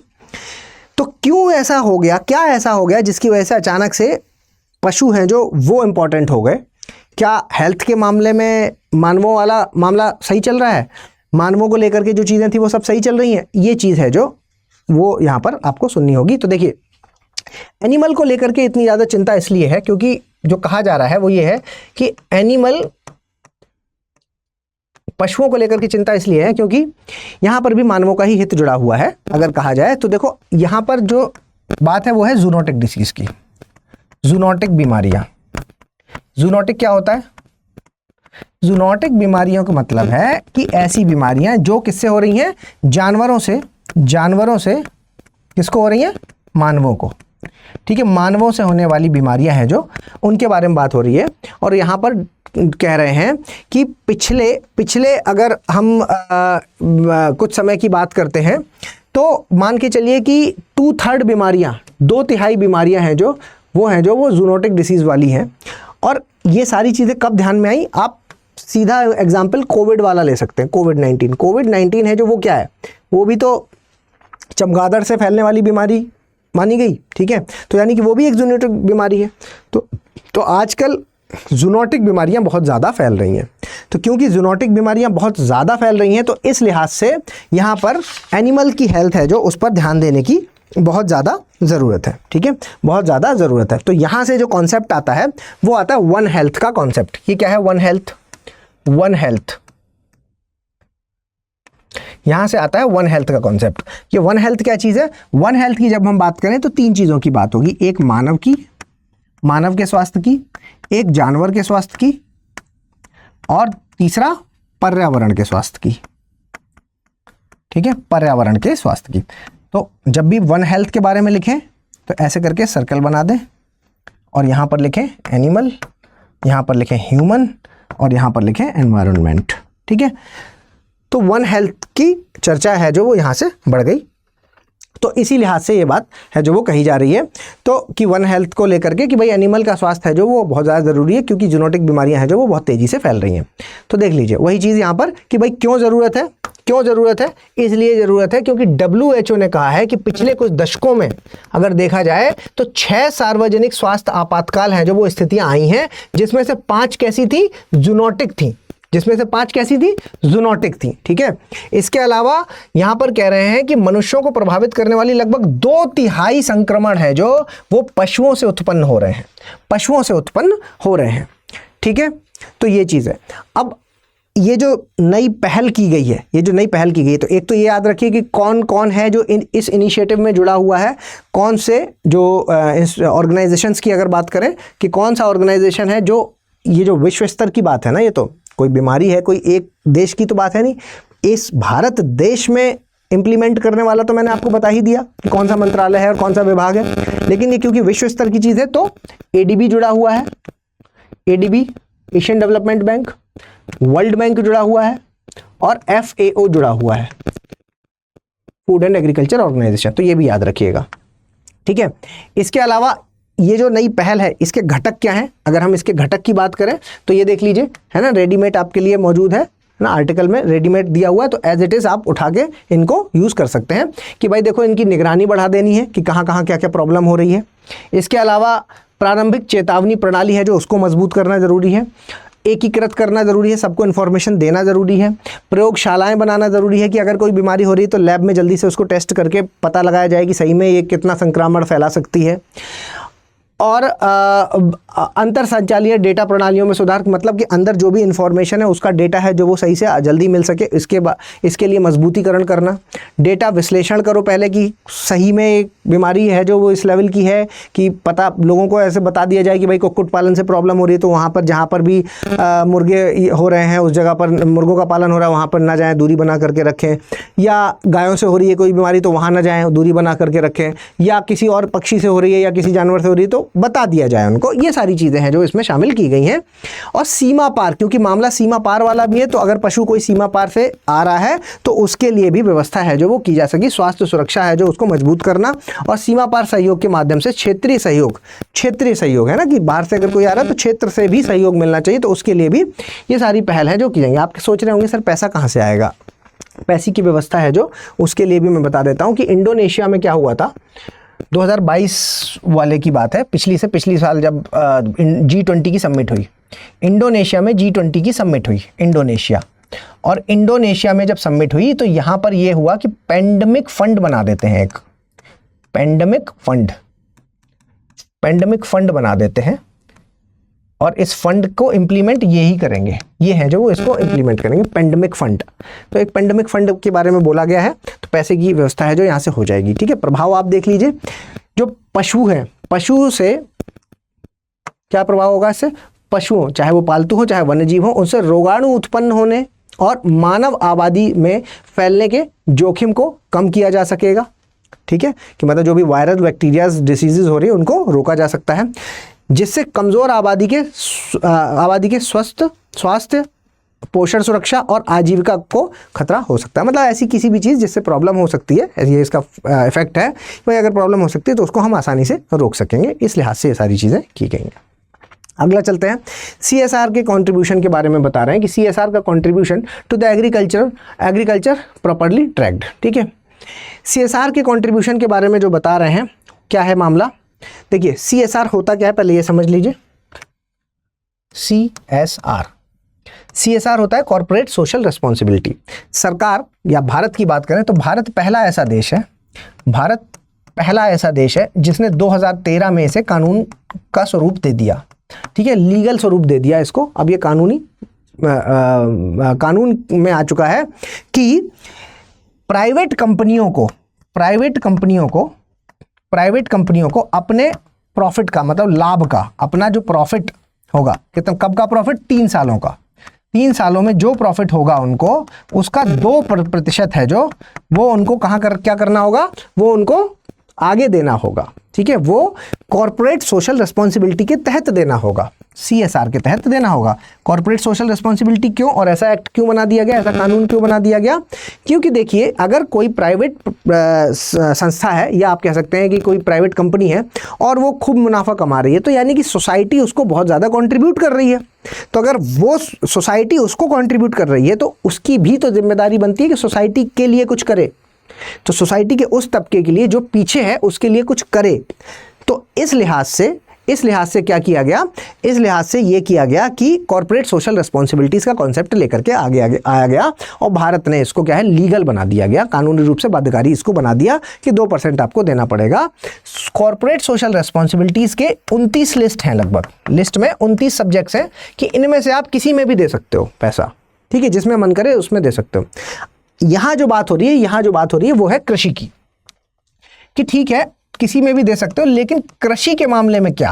ठीक है, अब आप पढ़िए वापस से इसको। अब आप अगर इसको पढ़ेंगे तो अब आप समझ पाएंगे। CSR contribution to agriculture properly tracked, कि एग्रीकल्चर में क्या इसको प्रॉपर्ली ट्रैक किया जा सकता है। तो आप कहेंगे सर बताइए जरा कि कृषि में इसकी ज़रूरत क्या है। तो कृषि की अगर बेटा हम बात करते हैं तो ऐसे समझो आप जानते हो कि हमें इंफ्रास्ट्रक्चर बढ़ाने की ज़रूरत है ना, बुनियादी ढांचा, तो उसके लिए भी पैसा चाहिए। आप कहोगे सर वैसे ही बहुत सारी चीज़ें हैं जिसके लिए कैपिटल, सीधे आप कह सकते हो कैपिटल चाहिए, पैसा चाहिए, है ना, पैसा चाहिए। बीज खरीदना है, फर्टिलाइज़र खरीदना है, बहुत सारी चीज़ों के लिए पैसा चाहिए। आप कह सकते हो कि सर क्लाइमेट चेंज है जो ये एक बहुत बड़ी प्रॉब्लम है, और क्लाइमेट चेंज को या ग्लोबल वार्मिंग को से है जो वो कृषि को सीधा फर्क पड़ता है, इसलिए इसको कम करने के लिए भी पैसा चाहिए, है ना, इसको कम करने के लिए भी पैसा चाहिए। आप कह सकते हो कि सर नवाचार, है ना, नई टेक्निक्स, नई चीज़ें आ रही हैं, और नवाचार जब तक कृषि में नहीं आएगा तब तक है जो किसानों की आय को दोगुना नहीं किया जा सकता, तो इसके लिए भी पैसा चाहिए। तो आप मतलब बहुत सारी चीज़ें हैं जिसके लिए आप ये कह सकते हो कि कृषि के लिए पैसा चाहिए, जिस लिहाज से हम ये बात कह सकते हैं कि भाई पैसा है जो वो एलोकेट मतलब इनके लिए CSR एक्टिविटी है जो वो बहुत ज़्यादा हेल्पफुल हो सकती है। ठीक है, क्योंकि हम किस बारे में बात कर रहे हैं, कृषि के मामले में बात कर रहे हैं। और कृषि कैसी चीज़ है, कृषि ऐसी चीज़ है जो भारत देश की 45% जनसंख्या है जिस पर निर्भर करती है। और अगर 45% जनसंख्या कृषि पर डिपेंडेंट है तो इस पर कुछ ना कुछ तो करना पड़ेगा, है ना। और कृषि आज के समय की हमारी जीडीपी का 17-18% के आसपास है जो वो कंट्रीब्यूट कर रही है। ठीक है, वो लगभग एक टाइम था जब ये लगभग 33-35%, मतलब 90s में अगर आप देखेंगे तो 35% के आसपास था। लेकिन फिर उसके बाद जैसे जैसे हमारी प्रोग्रेस हुई है तो द्वितीयक और तृतीयक सेक्टर है, जो सर्विस सेक्टर है, लोग उधर शिफ्ट होते गए, तो अभी 17-18% के आसपास जीडीपी में कंट्रीब्यूट कर रहा है। 45% योगदान, जो मैं 45% बोल रहा हूँ, ये अपने आप में बहुत गंभीर है। क्यों? क्योंकि अगर आप पूरे विश्व का एवरेज देखेंगे, पूरे विश्व का एवरेज है 25%, पूरे विश्व में 25% एवरेज है जो कृषि पर डिपेंडेंट है लोग। भारत में पूरे विश्व के एवरेज से ज़्यादा है 45%। ठीक है, तो इन सब लिहाज से आप कह सकते हैं सर कृषि के लिए ये बहुत ज़्यादा ज़रूरी है। ठीक है, तो वही चीज़ यहाँ पर बताई जा रही है कि कृषि में CSR की भूमिका 2013 में कंपनी अधिनियम को लागू करने के बाद जो CSR खर्च है उसको अनिवार्य बनाया गया। 2014 से 23 तक ले आंकड़ा याद रखेंगे, पेपर में यूज कर सकते हैं मेंस में। 14 से 23 तक का आंकड़ा क्या है, 1.84 लाख करोड़ रुपया। ठीक है, इतना वितरित किया गया। इसके अलावा दूसरी चीज क्या याद कर सकते हैं आप कि टोटल जितनी कंपनियां हैं उसकी 23% कंपनियां हैं जो वो किसको प्रेफर कर रही हैं CSR में, वो पर्यावरण को प्रेफर कर रही हैं। तो ये तो ठीक है, पर्यावरण सीधा सीधा कृषि के साथ ही लिंक है, क्योंकि पर्यावरण का जो नेगेटिव इफेक्ट है वो कृषि पर ही है। ठीक है, इसके अलावा और क्या कह रहे हैं, इसके अलावा ये कह रहे हैं कि भाई जब से ये चीज़ें आई हैं तब से 90% से ज़्यादा किसानों ने की आय में है जो वो सुधार है जो वो देखा जा चुका है। इसके अलावा आगे की राह, ये वेरी वेरी वेरी इंपॉर्टेंट चीज़ है, सीधे सीधे न्यूज़पेपर में आपको मिल रही हैं चीज़ें, क्या कि कृषि को एक अलग CSR श्रेणी के रूप में स्थापित कर दीजिए, है ना। आपसे अगर पूछा जाए कि भाई अपना कुछ सुझाव दे दो तो ये लिख के आना, आप कह दीजिएगा कि कृषि को एक अलग CSR में टोटल 29 है, तो कुछ ऐसी व्यवस्था कर दो कि 2% जो कहा गया है उसमें से 0.5% कृषि के लिए फिक्स कर दो और बाकी सारा दूसरी जगह जहाँ पे देना हो वहाँ दे दो, मतलब चॉइस है बाकी सब, ऐसा कुछ कर सकते हैं। इसके अलावा व्यापक रिपोर्टिंग रूपरेखा को लागू कर दो, मतलब कि अगर कहीं पे कोई पारदर्शिता की कमी आ रही है, अगर कहीं पे कुछ भी फंड एलोकेट है जो वो हुआ लेकिन सही आदमी तक पहुंच नहीं पाया, इसकी प्रॉब्लम आ रही, तो रिपोर्टिंग के लिए है जो वो व्यवस्था है जो वो करने की ज़रूरत है, इसको व्यापक बनाने की ज़रूरत है। ठीक है, तो ये चीज़ है जो वो कही जा रही है इसमें। चलिए, एनवायरनमेंट को लेकर के बहुत ही इंपॉर्टेंट आर्टिकल है, क्यों, all eyes on the Baku and the climate finance गोल। देखिए, क्लाइमेट फाइनेंस गोल के बारे में अगर बात करें तो क्या है मामला, मैं इसका थोड़ा बैकग्राउंड आपको समझा देता हूं, क्योंकि ये संदर्भ पहले आप समझ लीजिए। संदर्भ ये है कि इसका ये है कि अजरबैजान में जो बाकू है, इस बार COP29 वहां पर होने वाली है। COP29 क्या है, ये COP29 UNF, United nation framework convention on climate change, UNFCCC की बैठकें हैं जो कि सालाना होती हैं, सालाना बैठकें होती हैं। और इन सालाना बैठकों में ये डिसाइड होता है कि भाई पिछली बार जो हमने टारगेट सेट किया था क्या इस बार हो पाया या नहीं हो पाया, आगे की क्या कहानी, ये सारी चीज़ें हैं जो वो इस पर डिस्कस करेंगे, और आगे हमें किस तरीके से रूपरेखा बनानी है, ये सारी चीज़ें हैं जो वो इसमें डिस्कस होती हैं। ये आज की नहीं है, 1992 से शुरुआत हुई थी इसकी, 1992 है ना, रियो डी जेनेरियो, जिसको रियो समिट के नाम से भी जानते हैं या अर्थ समिट के नाम से, पृथ्वी सम्मेलन के नाम से भी जानते हैं, तब से शुरुआत हुई थी। और ये डिसाइड हुआ था कि हम हर साल कोप करेंगे और कोप में ये बात करेंगे कि भाई जलवायु परिवर्तन से हो रही जो समस्याएं हैं उनको कम किया गया या नहीं किया गया। तो अल्टीमेटली इसका एम अगर कह दिया जाए तो एक लाइन में कहें तो GHG यानी कि ग्रीन हाउस गैसेस के उत्सर्जन को कम करना, है ना, यानी कि ग्लोबल वार्मिंग को कम करना, यानी कि क्लाइमेट चेंज को मेंटेन करना, जो क्लाइमेट चेंज है उसको कम करना। ठीक है, ये इसका एक एम बन के आ गया और तब से चीज़ें चल रही हैं। खैर, अब अभी के सिनेरियो के बारे में बात करते हैं कि ये वाली कोप का क्या है। तो ये वाली कोप इतनी इंपॉर्टेंट इसलिए है और इतनी चर्चा में इसलिए है क्योंकि ये वाली कोप है जो इसको नाम दिया गया फाइनेंस कोप। जो फाइनेंस कोप है, फाइनेंस कोप मतलब आप समझ रहे हैं कुछ पैसे से संबंधित होगा, तो मतलब पैसा देना है क्या, हाँ जी पैसा देना है। कब देना है, क्या देना है, इसके बारे में थोड़ा बैकग्राउंड समझ लीजिए। जब 2009 में कोप हुई थी, 2009 में जब कोप हुई थी, है ना, जब 2009 में कोप हुई तो उस दौरान अगर 2009 की कोप की बात की जाए तो वो थी COP 15, ठीक है, COP 15 2009 में हुई और ये कहां पर हुई? कोपेनहेगन में।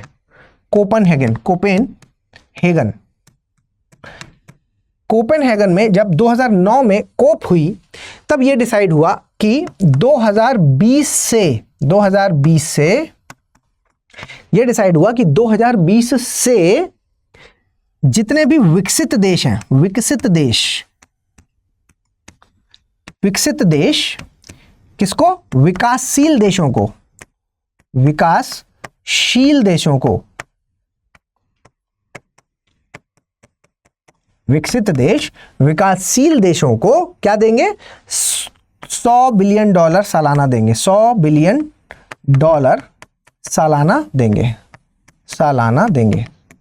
ठीक है, समझ गए? कब की बात है? 2009 की बात है। क्या हुआ है? 2020 से पैसा देंगे। 2009 में ये डिसाइड हो रहा है कि 2009 से में डिसाइड हो रहा है कि 2020 से जो है वो पैसा देना शुरू किया जाएगा। आज 2024 चल रहा है। ठीक है,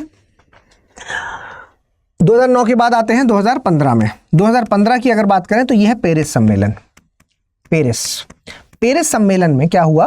पेरिस सम्मेलन में मतलब मैं इसी पॉइंट के बारे में बात करूंगा सिर्फ। पेरिस सम्मेलन में तो बहुत कुछ हुआ है, तो बस इस पॉइंट के बारे में अगर बात की जाए तो पेरिस सम्मेलन में एक चीज आती है जिसका नाम है NCQG।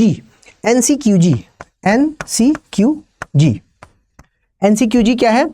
NCQG है जो वो है आपका न्यू कलेक्टिव क्वांटिफाइबल गोल्स। तो इसमें क्या बात हुई?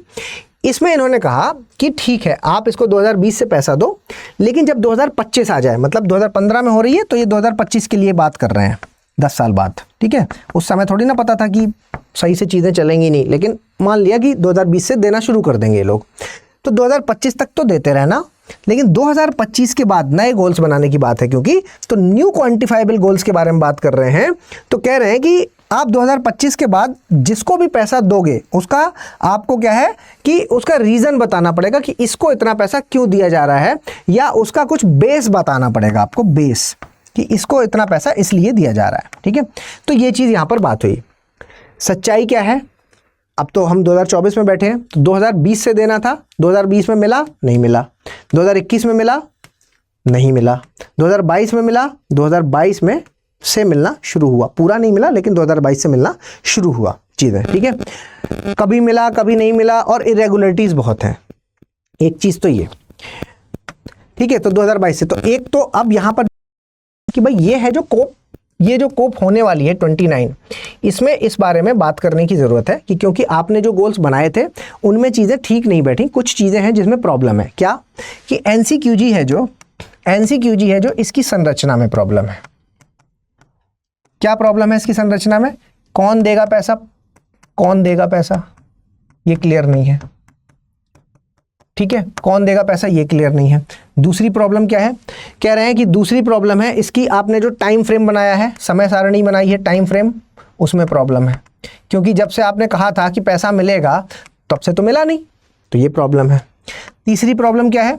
तीसरी प्रॉब्लम, एक संरचना में प्रॉब्लम, एक टाइम फ्रेम में प्रॉब्लम। तीसरी कह रहे हैं कि कंट्रीब्यूट कौन करेगा, इसमें जो सहयोग की बात कर रहे हैं पैसे के, वो कौन देगा, कौन सहयोग कौन करेगा। कौन से मतलब है यहाँ पर? प्राइवेट करेगा, प्राइवेट कंपनीज भी करेंगी या पब्लिक करेगी। पब्लिक का मतलब है सरकार, ठीक है, या सरकारें करेंगी या प्राइवेट कंपनीज भी अलाउड है, ये भी क्लियर नहीं है। इसके अलावा पैसा आएगा कहाँ से, सोर्स कौन सा वाला पैसा देंगे, ये भी क्लियर नहीं है।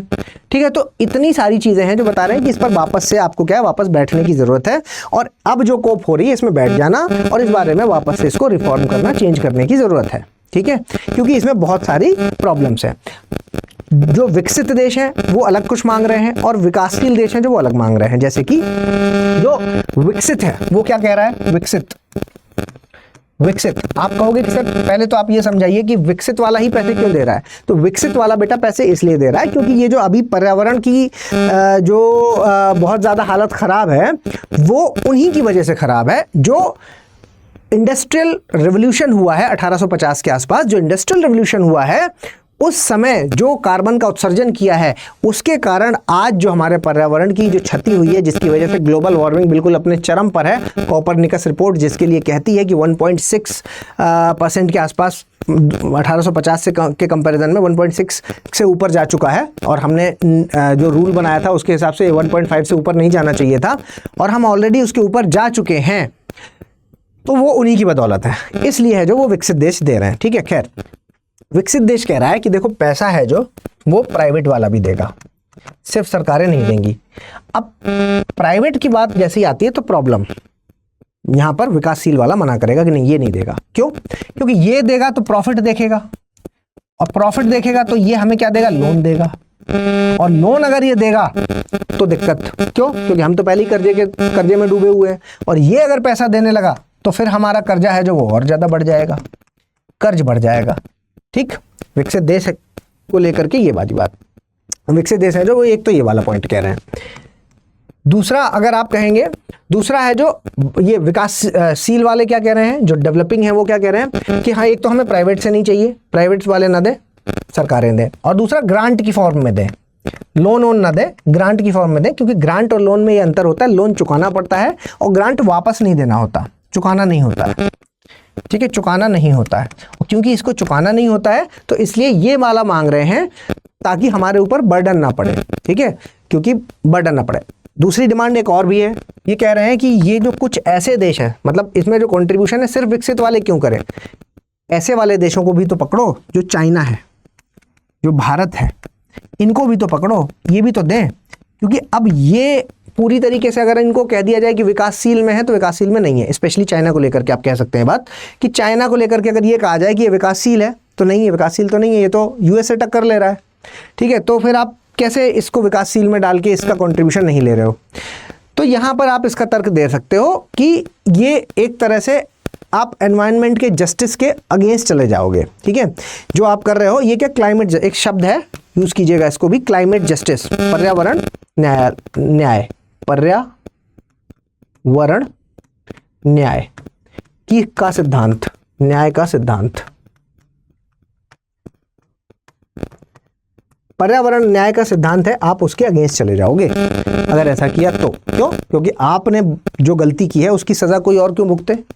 ठीक है, तो इस वजह से यहाँ पर ये तो बहुत सारी चीज़ें हैं जिसको डिस्कस करना है इस बार। ठीक है, तो कोप 29 जो अभी होने वाली है अजरबैजान बाकू में 11 तारीख से शुरू हो जाएगी, है ना। तो इस पर ये सारी बातें हैं जो वो होंगी, इसलिए इस लिहाज से ये इंपॉर्टेंट है। आगे देखेंगे, जो भी होगा हम लोग अपडेट करेंगे। ठीक है, चलिए आईआर वाले पोर्शन में आते हैं। और आईआर वाले पोर्शन में ये जो न्यूज़ है ये क्या कह रहे हैं, should India be a part of RCEP CPTPP, NITI Aayog CEO BVR Subramaniam जी कह रहे हैं कि भाई भारत को इन दोनों ऑर्गेनाइजेशंस का पार्ट होना चाहिए था। क्या है ये दोनों ऑर्गेनाइजेशन, ये देख लीजिए, regional comprehensive economic partnership RCEP, और CPTPP क्या है, comprehensive and the progressive agreement for the trans pacific partnership. ठीक, तो ये तो रही फुल फॉर्म वाली बात। ट्रांस पैसिफिक से आपको समझ में आ रहा होगा कि सर पैसिफिक क्षेत्र में जो देश है उनके बारे में है। तो इस फोटो से काफ़ी कुछ क्लियर हो जाएगा। ये देख लो आप कि ये है ट्रांस पैसिफिक वाले, है ना, अमेरिका, कनाडा, ये सब आपको इसमें दिख रहे होंगे, है ना। ये मैक्सिको दिख रहा होगा, अमेरिका तो नहीं है, अभी हट गया है। ठीक है, और कनाडा है, और ये मैक्सिको, ये आपको इसमें दिख रहे होंगे। अभी आपको मैं इसमें इस डायग्राम से समझा दूंगा। और इधर ये सारे देश जो किनारे वाले हैं ये दिख रहे हैं। ठीक है, ये हैं आपके RCEP वाले, ऑस्ट्रेलिया वगैरह ये सब दिख रहे हैं इसमें आपको। ठीक है, एग्जैक्टली अगर बात की जाए तो ये देख लीजिए RCEP का ये वाला पूरा गोला, जिसमें कौन कौन आ जाएंगे, 10 देश तो आसियान वाले हैं। प्री में सीधे पूछ लिया जाएगा। ठीक है, प्री में पूछा जा सकता है, तो ये तो 10 तो आसियान के देश हो गए, तो इनमें तो कोई डाउट है ही नहीं। इसके अलावा इसमें चाइना भी है, इसमें साउथ कोरिया भी है, ऑस्ट्रेलिया भी है, जापान भी है, न्यूजीलैंड भी है। तो ये आपको पता होना चाहिए RCEP के लिहाज से। CPTPP की बात करें तो इसमें देखिए Canada, Chile, Peru, Mexico, Australia, Japan, New Zealand, Brunei, Malaysia, Singapore और वियतनाम। ठीक है, तो इतने हैं।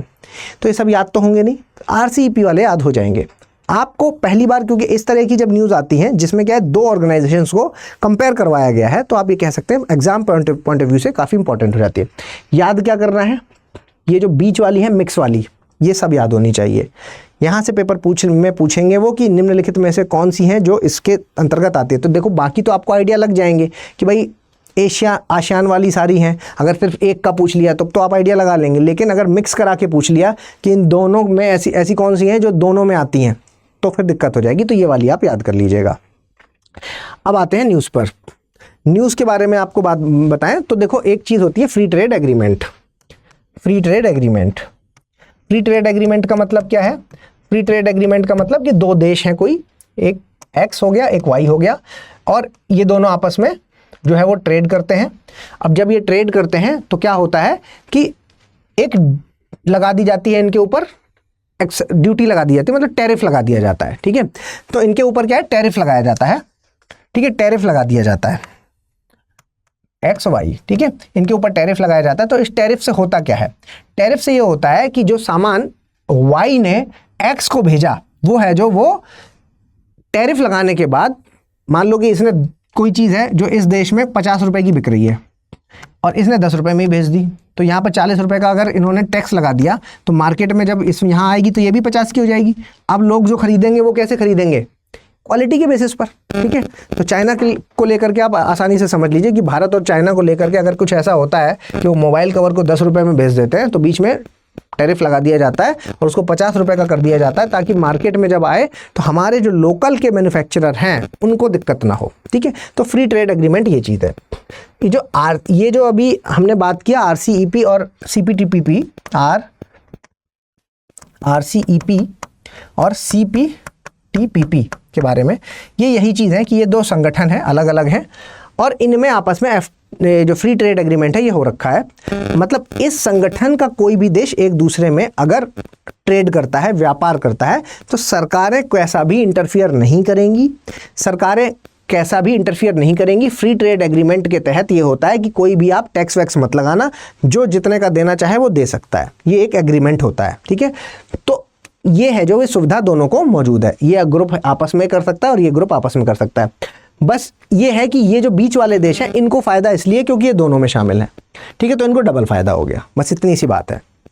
ठीक है, तो ये कह रहे हैं कि देखो यार, भारत को भी शामिल होना चाहिए था, तो अब तो टाइम गया, तो अब तो नहीं हो सकता भारत शामिल, लेकिन कह रहे हैं कि भारत को भी इसमें शामिल होना चाहिए था। ठीक है, ये नीति आयोग के CEO कह रहे हैं, तो इस लिहाज से इंपॉर्टेंट हो जाता है। लेकिन आप भी इस बात को समझिए कि क्या ये आपको क्या लगता है कि होना चाहिए था कि नहीं होना चाहिए था? आप आंसर करिए कि क्या आज भारत इस कंडीशन में हो चुका है कि जो वियतनाम में, जापान में जो कंपनीज जिस दाम पे अपने उत्पादों को बेच सकते हैं, क्या भारत compete कर लेगा उनके साथ?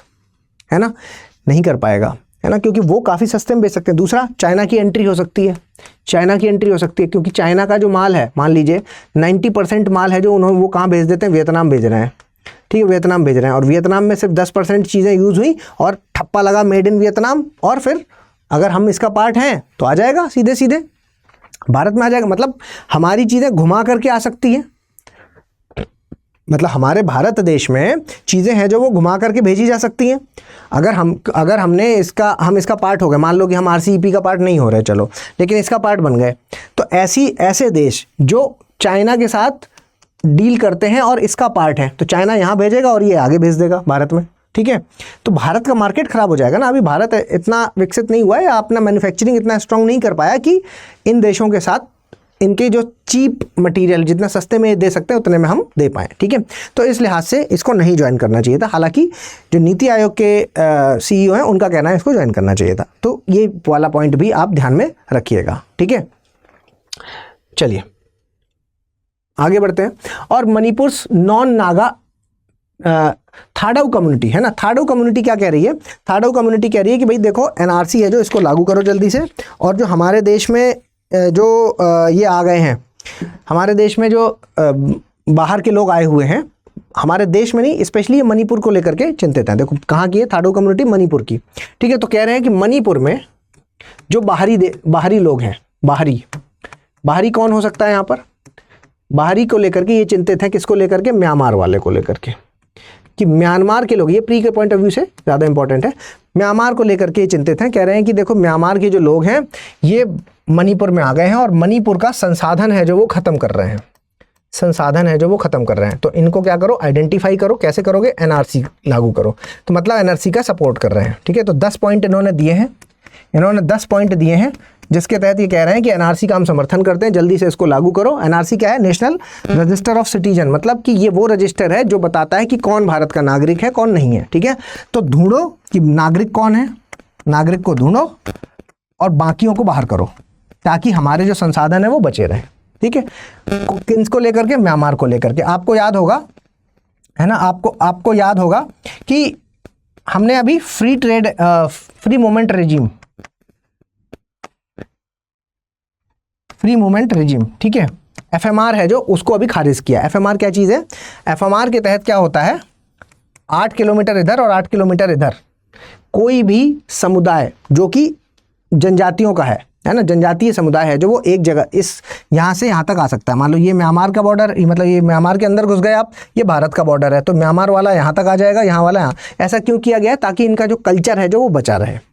लेकिन इससे हो क्या रहा था, बहुत ज़्यादा इलीगल चीज़ें हो रही हैं, ड्रग्स की तस्करी हो रही है, आर्म्स की तस्करी हो रही है, जो आप कह सकते हो ह्यूमन मानव तस्करी हो रही है। तो ये सारी चीज़ें बढ़ गई थी, जिस लिहाज से होम मिनिस्टर ने इसको खारिज किया है, कैंसिल किया है कि फ्री मूवमेंट रिजीम है जो वो कैंसिल करिए।